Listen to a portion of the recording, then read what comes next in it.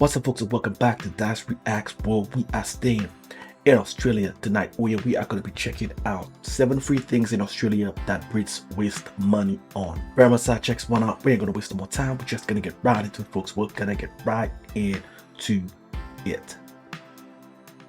Oh, yeah.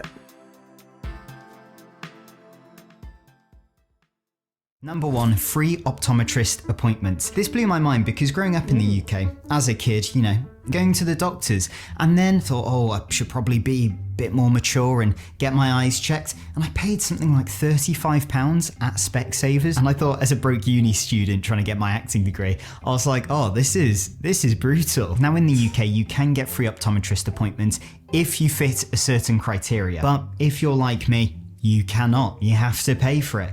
Then came to Australia, right? Expecting to pay. Got a swanky pair. Let me show you. Let me show you my shades. Got these. Drop a comment. You look so cool, Sam. So I know you've watched this far into the video, even if you disagree. I got to the end of it, got my card out, and they said no, thank you. And I said sorry, and they said we love you.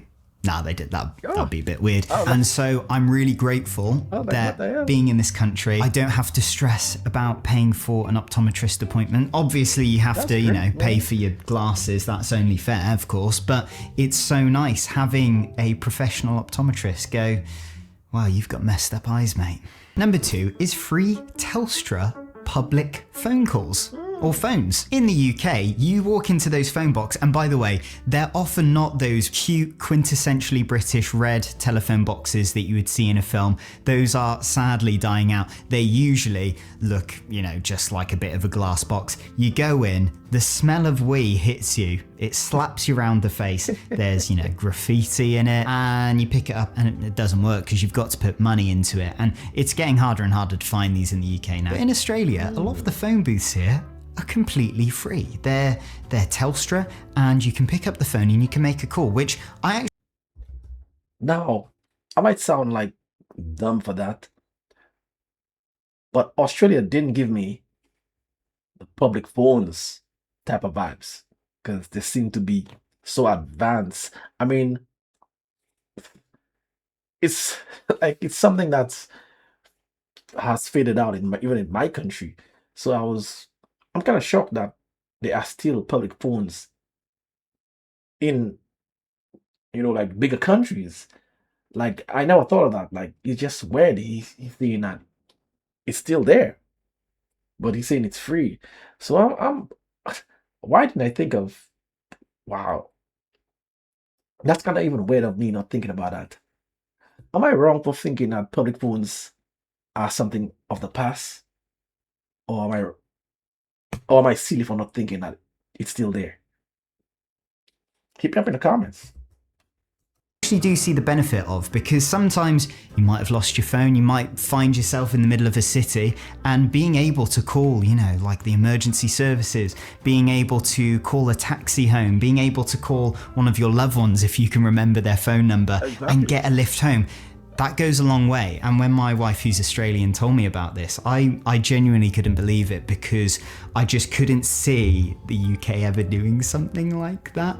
I'm very proud to be British, but we don't half like to make a few quid in the UK. You feel really at home here because you feel like you're actually being looked out for. And I know some people don't have the same beliefs, but trust me, go try a different country for a while. You know, maybe go try the UK for a while and you realise that it's actually a bit bloody brilliant here. Now, while there are lots of free things in Australia, like the Telstra public phone calls, I have to admit, this country can sometimes be a little bit pricey in other areas. For example, public transport in Brisbane only costs 50 cents per trip. Absolutely amazing. But flights are another story. And that's where Surfshark comes in really handy. Number 3, no airport drop-off fee. Now, if you're Australian, you probably think, wait, no one has to pay for airport drop-off, do they?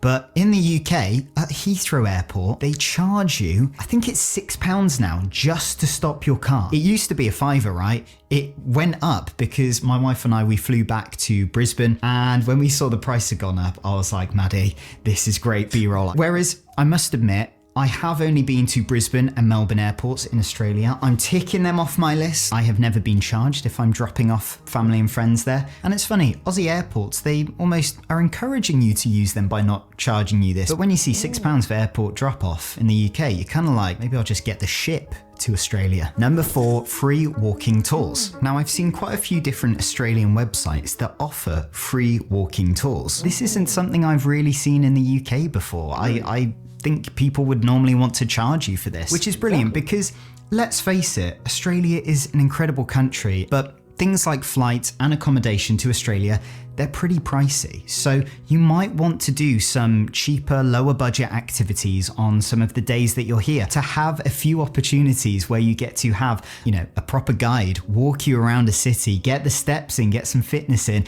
and see the beautiful sights of that place.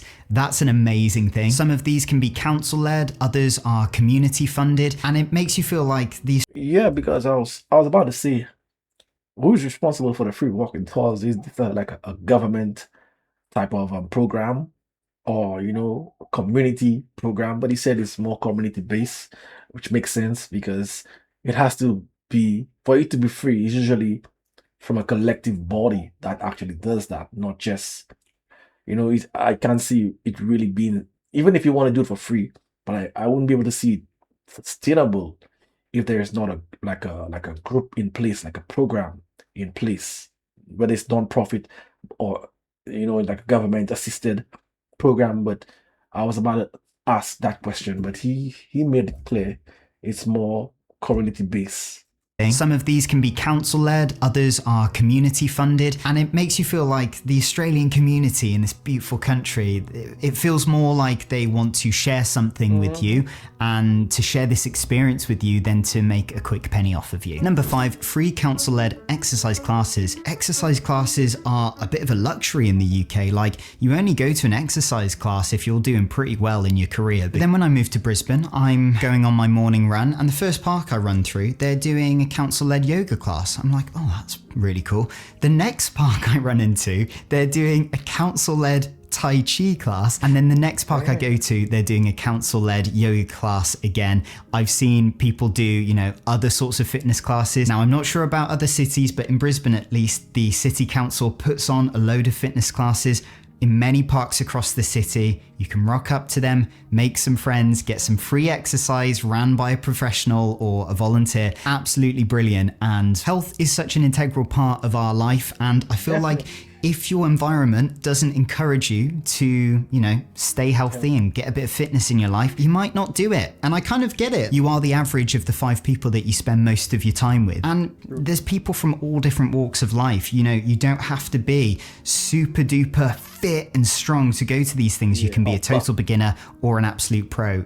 There's something for everyone. Whereas in the UK, to have that sort of experience, you probably have to spend, 30 quid plus a month for a gym membership, and then classes, they're usually like £12 or more per class.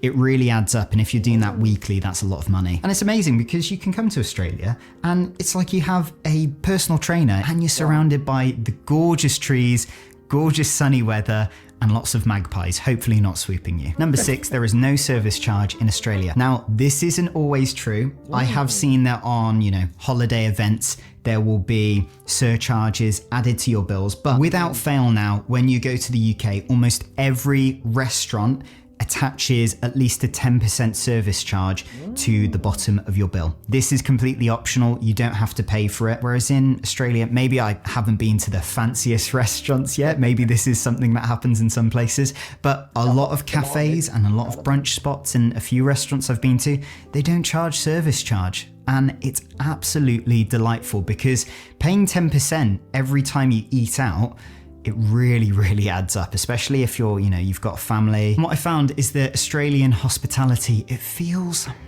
a little bit more genuine sometimes. And I think that's because the lifestyle here, in my experience from what I've seen, observing other people, seems a lot more enjoyable than somewhere like the UK. Number 7, free chips for the entirety of your birthday month. This is something that is specific to the restaurant Grilled. They do healthy burgers is their idea, and you can sign up to their Relish Members Club. But then I get this email in July. My birthday is July 30th. And they're like, you get free chips with every burger purchase for the entirety of the month, providing. The only downside of that, I mean, it's a good gesture, but the only downside of that is I'm not a big fan of chips.